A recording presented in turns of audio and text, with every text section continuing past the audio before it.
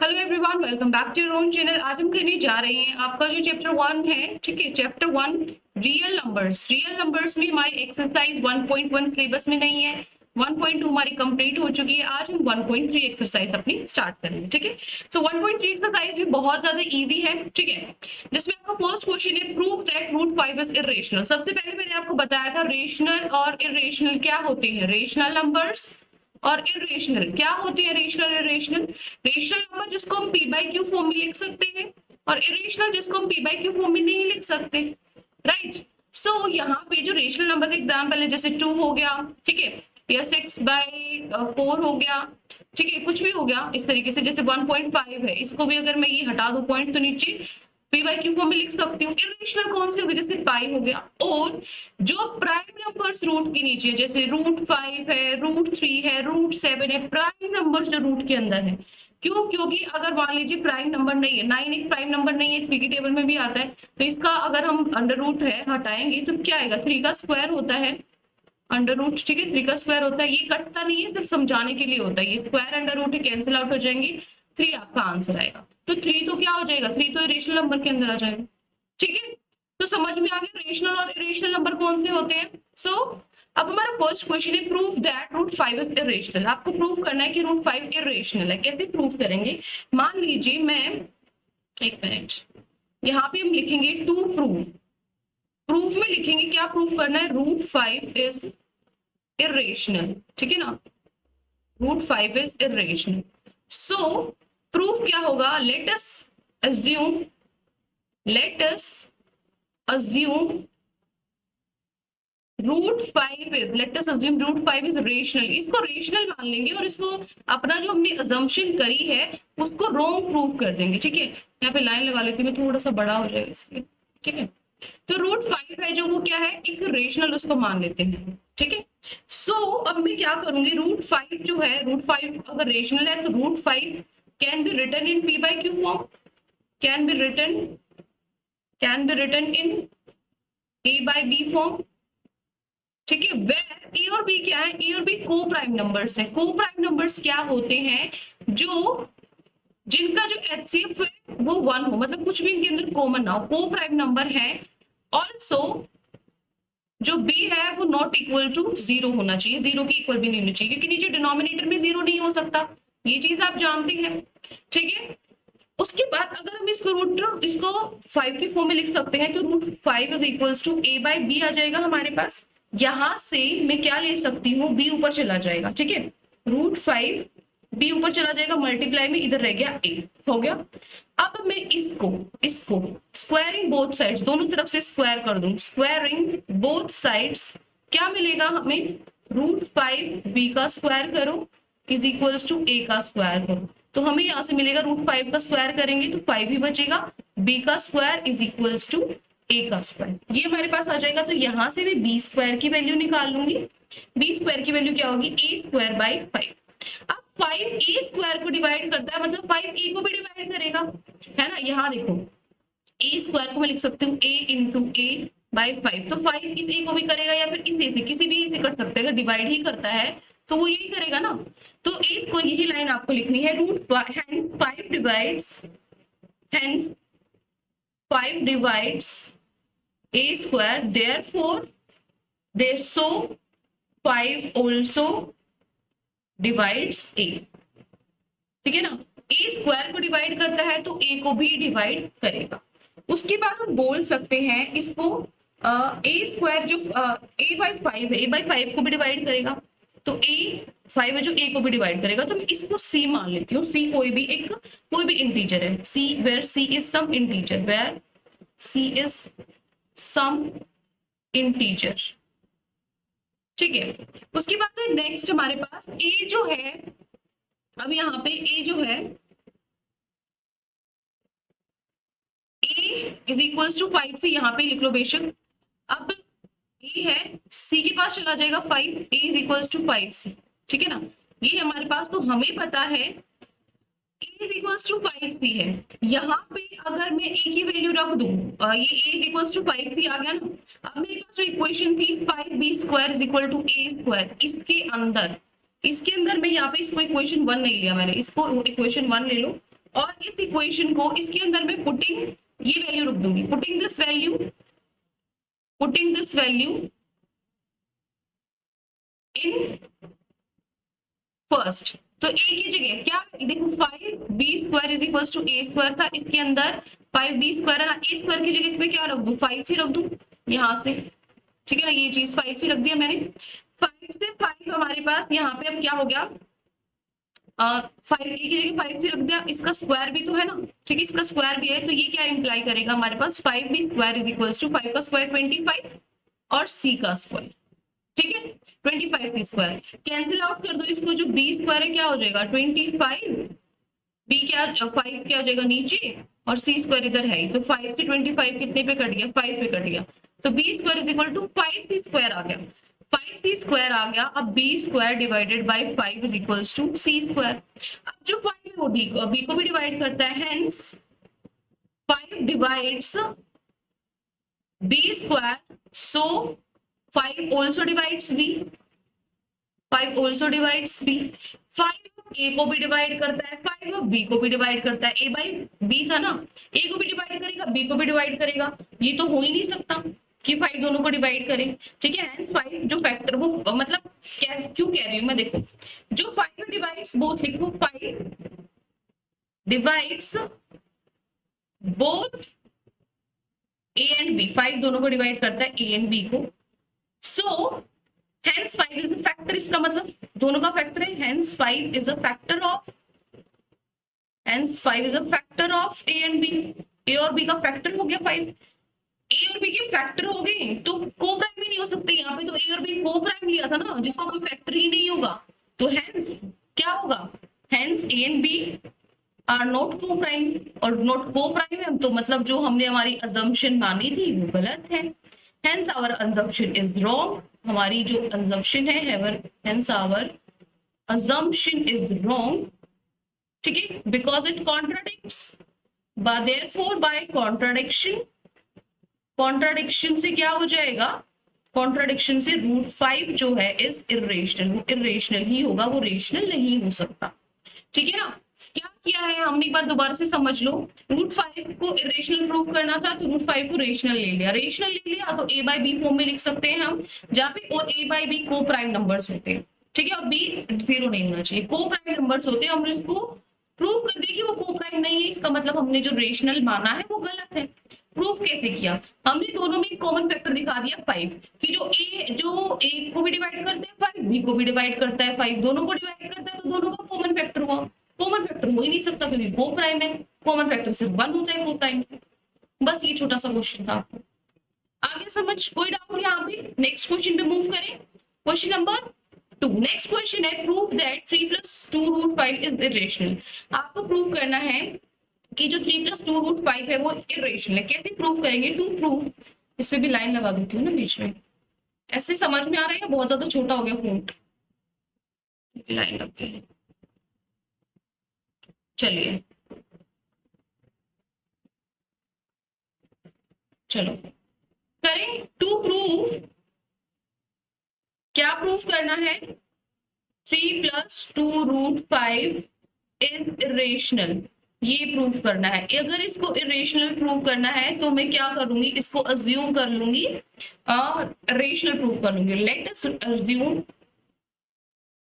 Us assume 3 + 2√5 is rational, ठीक है, are लिख रही हूँ, इसको शॉर्ट फॉर्म में लिख रही हूँ, इसको लिख लेना, ठीक है ना, रेशनल प्रूफ करना है। सो देयरफॉर मैं इसको किस में लिख सकती हूँ, 2√5 can be written as in the proof form, can B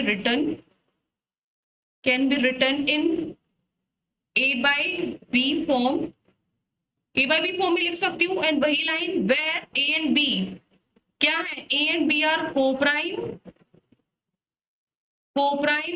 b is not equals to 0, ठीक है, b जो नीचे डिनोमिनेटर है वो 0 नहीं होना चाहिए, ये लाइन तो फिक्स है। आपको 2-3 क्वेश्चन करते करते पूरा मेथड ही लर्न हो जाएगा, बिल्कुल इजी है, ठीक है। Where a and b are coprime therefore b, और जो b है वो डिनोमिनेटर में 0 नहीं होना चाहिए, तो अगर हम इसको p बाई q फॉर्म में लिख सकते हैं तो 3 2√5 को मैं लिखूंगी a बाई b फॉर्म में, लिख दिया मैंने। यहां से 2√5 है, इसको लेके चलो a बाई b, उधर 3 ले आओ, क्योंकि मैं यहाँ सिर्फ रूट की टर्म चाहती हूँ। रूट की टर्म इसलिए चाहती हूँ क्योंकि हमें पता है जो रूट वाला है वो इरेशनल होता है। ठीक है, मैं देखो क्या करना चाहूंगी, 2√5 है, a/3 इधर प्लस में था, उधर जाके माइनस में हो गया। अब हम क्या करेंगे, यहाँ पे इसको सॉल्व करोगे अगर आप 2√5 is equals to a-3b, LCM लिया है मैंने, इज इक्वल अपॉन में b, ये आ जाएगा। ठीक है ना, b एलसीएम ले लिया मैंने इसका। क्लियर, एक minute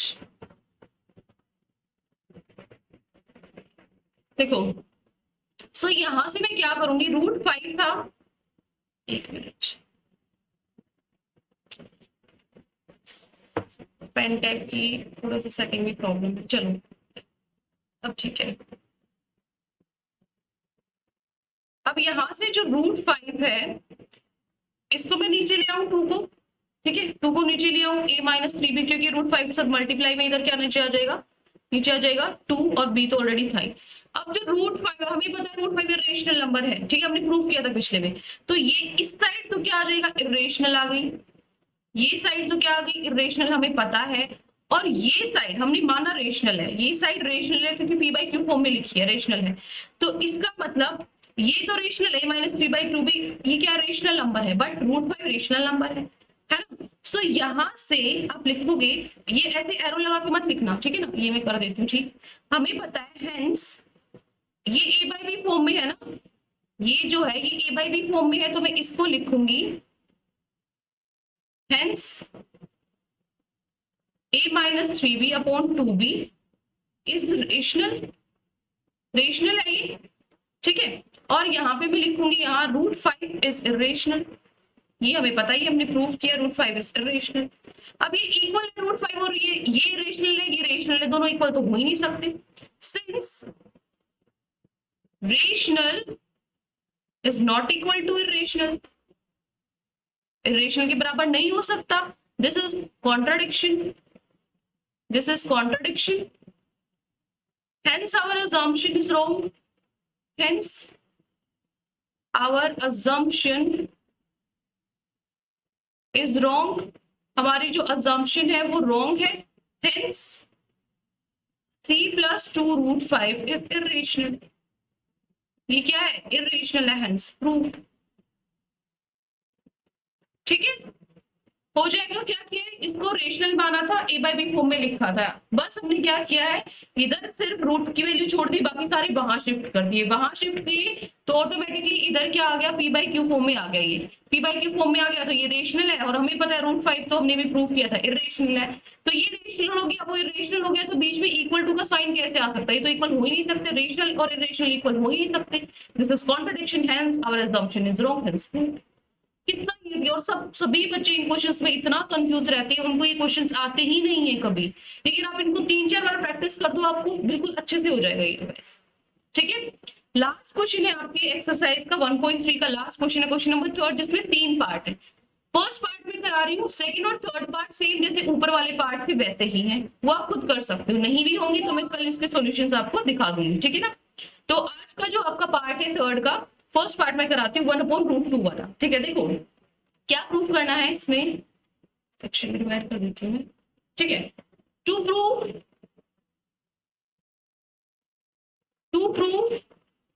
1/√2 is irrational, irrational proof करना है आपको।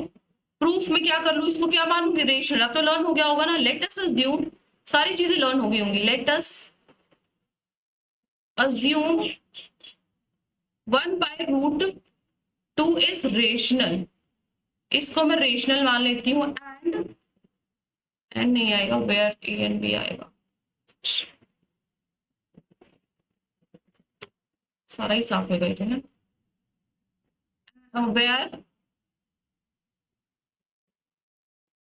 where we can write it in the form p/q, या फिर a/b मान रहे थे ना हम, a/b, where a and b are co-prime and b is not equals to 0। यहां तक तो सेम वही लाइन है, कोई दिक्कत यहां तक। अब हेंस इसको p/q फॉर्म में लिख सकते हो, तो मैं लिख दूंगी इसको p/q फॉर्म में 1/√2 is equals to a/b, a/b form में लिखा है मैंने। ठीक है ना, a/b हो गया मैं यहाँ पे, तो यहाँ से √2 को इधर अगर हम लेके जाते हैं, a/b है, ठीक है ना, इसको मैं क्या करूंगी, √2 इधर है, 1/√2 है, अगर मैं उसको उधर शिफ्ट कर दूं तो, ठीक है ना, एक मिनट,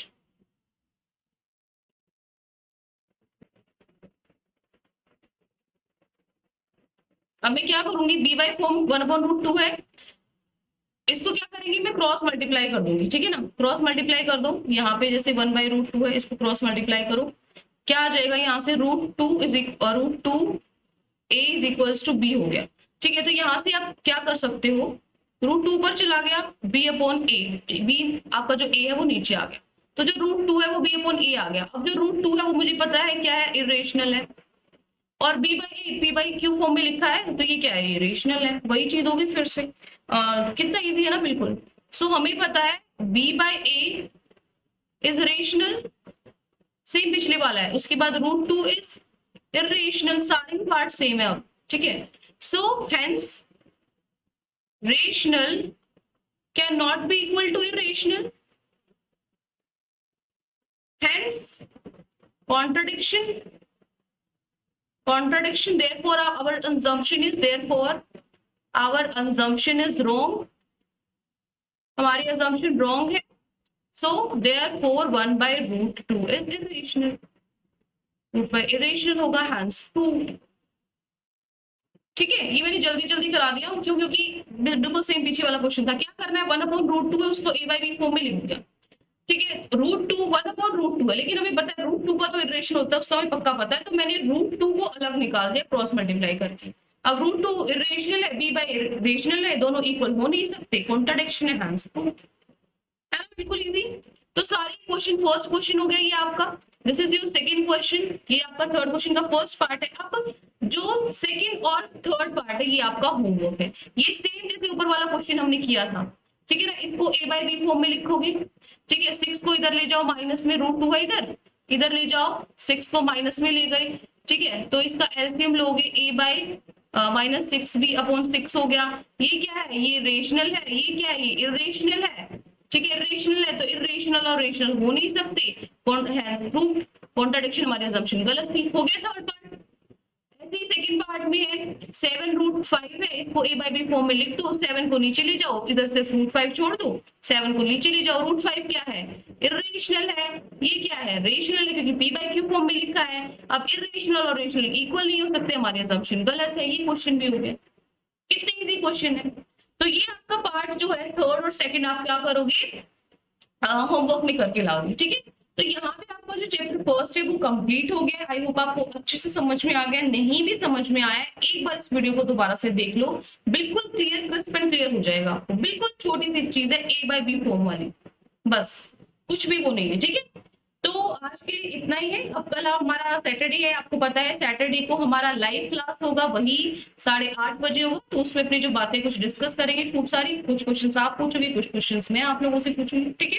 तो कल का डे तो फन डे है आपके लिए, ठीक है, पढ़ाई तो कल आप लोग पढ़ाई के क्वेश्चंस तो पूछते ही नहीं, ठीक है, कोई बात नहीं है, एक दिन ऐसे भी होना चाहिए, ठीक है।